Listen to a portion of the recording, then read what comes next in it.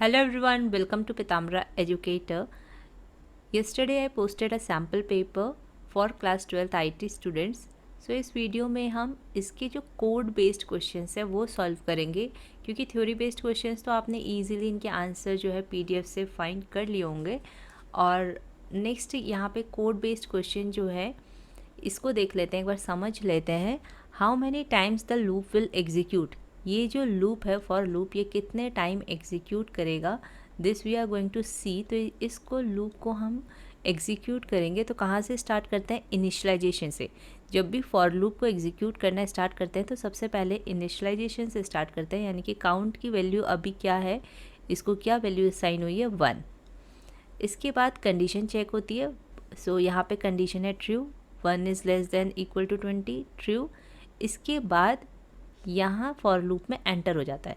ये जो अपडेट होता है ये बाद में होता है, आपको ये लर्न होना चाहिए कि पहले इनिशियलाइजेशन होता है फॉर लूप में, देन कंडीशन चेक होती है, देन फॉर लूप के जो भी स्टेटमेंट होते हैं वो एग्जीक्यूट हो जाते हैं। इस ब्लॉक के जो भी स्टेटमेंट होंगे वो एग्जीक्यूट हो जाएंगे। जहाँ जैसे कि यहाँ पे सिर्फ एक स्टेटमेंट है, system dot out dot println count, तो आपको काउंट की वैल्यू को प्रिंट करना है, बस एक स्टेटमेंट है तो वो एग्जीक्यूट होगा और उसके बाद वैल्यू जो होती है अपडेट होती है।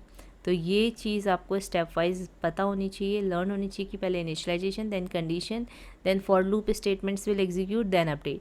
तो यहाँ पे काउंट 1 है, ट्रू हो गई कंडीशन क्योंकि 1 20 से लेस देन है। नाउ इट विल प्रिंटेड, तो फॉर लूप एक बार एग्जीक्यूट हो गया तो यहाँ पे हम लिख देते हैं 1 टाइम एग्जीक्यूटेड। नाउ इसके बाद क्या होगा, यहाँ हमें आउटपुट नहीं देना है, ठीक है। तो हम बस यहाँ पे ये रफ में आप सॉल्व कर सकते हैं कि 1 टाइम, या फिर ऐसी साइड में दिखा सकते हैं कि काउंट इक्वल्स टू 1 ट्रू, और फिर नंबर ऑफ टाइम्स यहाँ पे कॉलम बना के 1। अभी 1 टाइम एग्जीक्यूट हुआ, अब अपडेट हुई वैल्यू तो क्या हो जाएगा, count equals to count plus 2 means count equals to count plus 2 means count में 2 ऐड हो जाएगा। काउंट की जो भी करंट वैल्यू है दैट इज़ 0, उसमें 2 प्लस हो जाएगा, दैट विल बी 2, 0 प्लस 2 2। तो काउंट की अब नई वैल्यू अपडेट होके क्या हो गई 2। तो यहाँ पे हम लिख सकते हैं count equals to, next line में लिखेंगे यहाँ पे अपडेट होने के बाद अब count equals to, sorry count अभी 1 था तो 1 प्लस 2 3 हुई है ये। सो काउंट की वैल्यू जो है दैट इज़ 3 नाउ। अब फिर से क्या होगा, कंडीशन चेक, जैसे अपडेट होता है इसके बाद फिर नॉर्मली कंडीशन चेक होती है, एंड देन अगर कंडीशन ट्रू है फिर से फॉर लूप में एंटर कर जाएगा। तो 3 is less than equal to 20, 3 भी लेस देन है 20 से, सो सेकेंड टाइम। नाउ यहाँ पे ये प्रिंट होगा, ठीक है, हमें प्रिंट तो करना नहीं है। अब हम सिंपली क्या करेंगे, यहाँ पे अब इसमें 2 ऐड होगा, जो करंट वैल्यू है दैट इज़ 3, करंट वैल्यू जो काउंट की है दैट इज़ 3, तो 3 प्लस 2 होगा दैट विल बी 5। तो अब काउंट प्लस 5 भी जो कंडीशन है ट्रू होगी, तो थर्ड टाइम एग्जीक्यूट होगा काउंट इक्वल्स टू 5 के लिए। फिर से 7 हो जाएगा, प्लस 2 में काउंट 7 के लिए एग्जीक्यूट होगा, ट्रू है। फोर्थ टाइम काउंट फिर से 2 प्लस होगा 9, ट्रू फिफ्थ टाइम के लिए।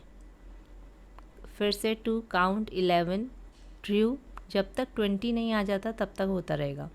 6 then count will be 11 plus 2 13, true, seventh time. 13 plus 2 15, true, eighth time. 16 17, so count equals to 17, true, 9 time. Now 2 again plus, true, then 10th time. अब 10th time loop execute हो गया, अब यहाँ पे count की value होगी 21, 19 plus 2 that is 21। जैसे ही 21 होगा तो आपकी कंडीशन क्या हो गई, फॉल्स। कंडीशन यहाँ पे फॉल्स हो गई बिकॉज 21 लेस देन भी नहीं है और इक्वल टू भी नहीं है 20 के, तो ये कंडीशन फॉल्स हुई। अब लूप एग्जीक्यूट नहीं होगा। सो जब ये 21 हुआ then loop was not executed, तो इसलिए इसका आंसर जो है, answer will be 10। So I hope आपको ये फॉर लूप का कॉन्सेप्ट समझ में आया होगा। Next is find the error and give correct code. So we have to find the error, तो ये तो बहुत ईजी है। अब आपको पता होना चाहिए कि जो system dot out dot println है उसमें एस जो होता है कैपिटल होता है। तो ये जो कीवर्ड्स हैं या फंक्शंस हैं इनका आपको पता होना चाहिए कि whether the first letter of that word is should be capital or should be in upper case और lower case, ये आपको पता होना चाहिए। जैसे for का F हमेशा lower case में होता है, वैसे while का, do का, if का, else का, ये सब क्या होता है कैपिटल में नहीं होते हैं, ये स्मॉल लेटर्स में होते हैं। तो ये भी एरर होगा। अगर मान लीजिए यहाँ पे F कैपिटल लिखा है तो ये भी एक एरर है, आप इसे स्मॉल बनाएंगे। सो यहाँ पे तो पहले से ही स्मॉल है।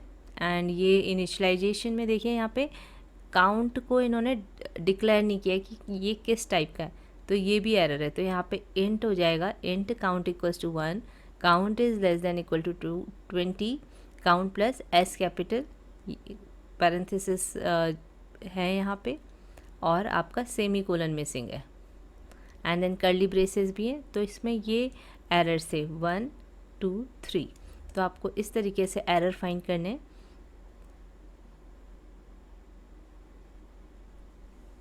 Now next one, what will be the value of n after the execution of the selection statement. अभी n जो है 0 है, n की वैल्यू इज़ इक्वल टू 0। हमें यहाँ पे कंपेयर करना है 8 is equal to 7, 8 is equal to 7, it will either give true और फॉल्स। तो 8 इक्वल टू 7 यानी कि ये कंपेयर कर रहा है कि 8 और 7 इक्वल हैं, नहीं है, so it will be false. अब यहाँ पे ये एंड ऑपरेटर है, एंड ऑपरेटर क्या करता है, अगर दोनों में से एक भी कंडीशन फॉल्स होती है सो रिज़ल्ट विल बी फॉल्स, अगर दोनों ट्रू है तभी ट्रू आता है। तो यहाँ पे 5 is not equal to 4, 5 is not equal to 4। वैसे तो हमें फॉल्स देखते ही समझ में आ जाएगा कि ये इसका रिज़ल्ट जो है फॉल्स ही है, बट इसमें भी एक स्टूडेंट को कन्फ्यूजन था कि मैम ये कैसे सॉल्व होगा। सो 5 इज़ नॉट इक्वल टू 4, तो ये तो ट्रू है ना, 5 नॉट इक्वल टू 4 है। अगर यहाँ पे इक्वल टू 4 होता तो फॉल्स हो जाता। Not equal to 4, yes not equal to 4, या फिर यहाँ पे 4 इज़ नॉट इक्वल टू 4 होता तो 4 इक्वल है, नॉट इक्वल लिखा होता तब फॉल्स होता। तो यहाँ पे 5 था तो ये ट्रू हो गया, तो ये फॉल्स है, ये ट्रू है, और इनके बीच में एंड है। So final result of this whole expression will be false. तो आपकी इफ़ कंडीशन फॉल्स है तो यहाँ पे एल्स एग्जीक्यूट करेगा, एंड यहाँ पे आंसर हो जाएगा आपका n equals to 4, value of n is 4। Now we will do this one. ये एक स्ट्रिंग है यहाँ पे, my string I love Uttarakhand. आपको प्रिंट करना है माई स्ट्रिंग इज़ एम्प्टी। तो इज़ एम्प्टी जो मेथड है ये चेक करता है कि अगर स्ट्रिंग एम्प्टी होती तो ट्रू रिज़ल्ट आता, बट स्ट्रिंग एम्प्टी नहीं है, इसमें कैरेक्टर्स हैं। अगर स्ट्रिंग सिंपली ऐसे होती, कुछ कैरेक्टर नहीं होते, तो ट्रू आता, बट यहाँ पे कैरेक्टर्स हैं, so result will be, output will be false for this. Then length, तो आपको लेंथ यहाँ पे काउंट करनी है 1, स्पेस को भी काउंट करेंगे। यहाँ पे स्पेस है तो 2 3 4 5 6 7 8 9 10 11 12 13 14 15 16 17 18। So total number of characters जो भी है इंक्लूडिंग स्पेस काउंट करके length of the string is found. Now char at 6, तो कैर एट 6 मतलब कि कैरेक्टर जो कि 6th इंडेक्स पे है। इंडेक्स हमेशा 0 से स्टार्ट होता है, सो आई जो है वो 0 इंडेक्स पे है। 1 इंडेक्स पे जो है आपका स्पेस है, 1 इंडेक्स पे स्पेस है, 2 इंडेक्स पे एल है, 3 पे ओ है, 4 पे वी है, एंड देन 5 पे आपका ई है, 6 पे अगेन स्पेस है। तो यहाँ पे जो आउटपुट होगा ना वो क्या हो जाएगा, आपका स्पेस आएगा ऐसे फॉल्स, देन 18, देन यहाँ पे कुछ भी नहीं आएगा, मतलब कि जो थर्ड लाइन है उसमें कुछ भी प्रिंट नहीं होगा। So output will be false and 18। In case यहाँ पे कैरेट 5 होता तो आपका क्या आ जाता, ई आ जाता। अगर यहाँ पे कैरेट 5 होता तो जो भी 5th इंडेक्स पे कैरेक्टर होगा वो आ जाता। Fine. Now next one is what will be the value of R after the execution of following code. ये स्विच केस है, यहाँ पे c इक्वल्स टू 1 है तो 1, इट मीन्स यहाँ पे अब ये मैच होगा।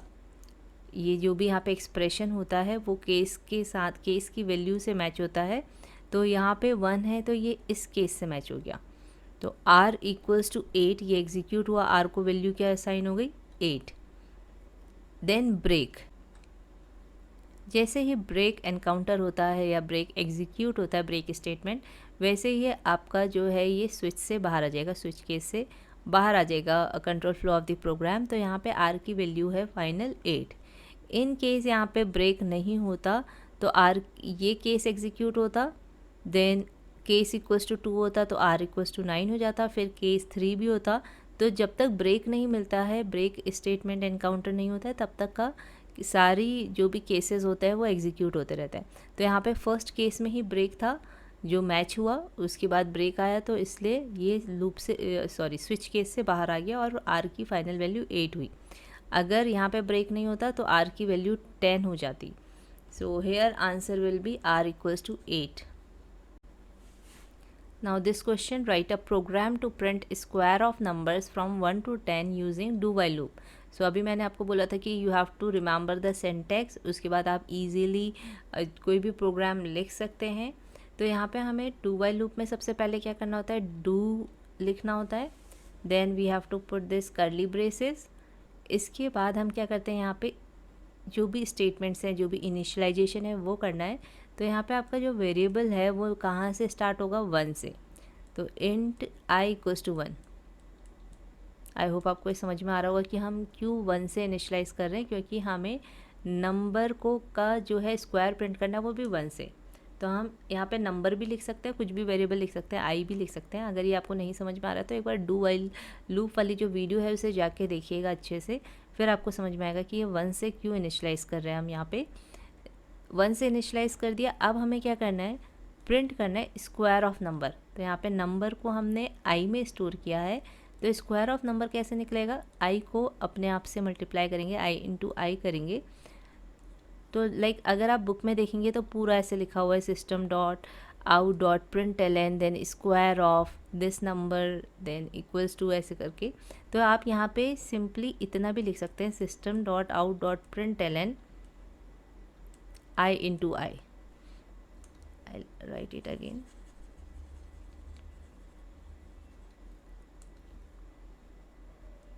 डू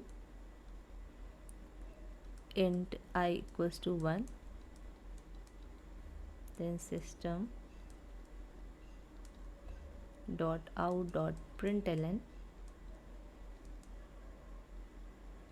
इसको हम सिंपली i इंटू आई भी लिख सकते हैं, ज़रूरी नहीं है कि हम इसके अंदर पूरा कोट्स में ऐसे लिखें स्क्वायर ऑफ दिस नंबर, वो बस प्रोग्राम को रीडेबल बनाने के लिए होता है। तो आप कि इसमें भी फुल मार्क्स आएंगे अगर आपने इवन इतना भी लिखा है, आई इंटू आई भी लिखा है, ज़रूरी नहीं है स्क्वायर ऑफ नंबर्स वो स्ट्रिंग भी लिखना।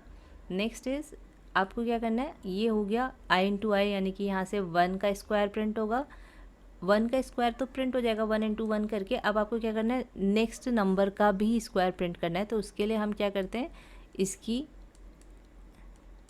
वैल्यू अपडेट करते हैं। तो ये सब आ जाता है डू के अंदर। यहाँ पे कर्ली ब्रेसेस क्लोज, और इसके बाद आपकी क्या आती है, वाइल के अंदर कंडीशन। वाइल कंडीशन आएगी आपकी कहाँ तक, I should be less than equal to 10, and then at the end you have to put the semicolon after this. Now there is one more question which is code based, जिसमें कि आपको user defined method लिखना है। तो method में क्या करते हैं, रिटर्न टाइप होता है। तो यहाँ पे हम कुछ भी रिटर्न टाइप नहीं रखना चाहते हैं तो आप वॉइड लिख सकते हैं। वॉइड मतलब कि ये फंक्शन आपका कुछ भी रिटर्न नहीं करेगा। वॉइड देन फंक्शन का नेम, तो यहाँ पे फंक्शन नेम हम कुछ भी रख सकते हैं। जैसे हमें मैसेज प्रिंट करना है, so we can put the name of this is print MSG, then कुछ भी आर्ग्यूमेंट हम पास नहीं कर रहे, और यहाँ पे हम मैसेज प्रिंट करेंगे system dot out dot print L N की हेल्प से, थैंक यू। तो जैसे ही ये फंक्शन कॉल होगा तो सिंपली क्या होगा, थैंक यू प्रिंट होके स्क्रीन पे डिस्प्ले होगा। So this is the answer of this part of the question 23 का जो सेकंड पार्ट है उसको आप इस तरीके से लिखेंगे। सो इस सैम्पल पेपर में इतने ही कोड बेस्ड क्वेश्चन है। आई होप आपको ये समझ में आए होंगे।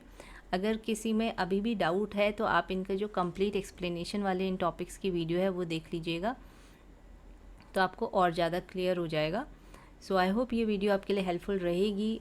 और अगर आप लोगों ने बिल्कुल भी अभी कोड बेस्ड वाला नहीं पढ़ा है तो अभी इसे मत देखिएगा, इस पे नहीं फोकस करिएगा, तब आप सिर्फ थ्योरी पे फोकस्ड रहिए। अगर आपने बिल्कुल भी अभी ये डू वाइल लूप नहीं पढ़े हैं तो फिर बस सिंटेक्स देखिए, अभी इनको ऐसे समझने की कोशिश मत करिएगा, अदरवाइज़ आपका टाइम वेस्ट होगा। सो आई होप आपको ये वीडियो पसंद आई होगी। अगर पसंद आई है तो लाइक करिएगा, कमेंट करिएगा, अपने फ्रेंड्स के साथ शेयर भी करिएगा। And thank you for watching this video.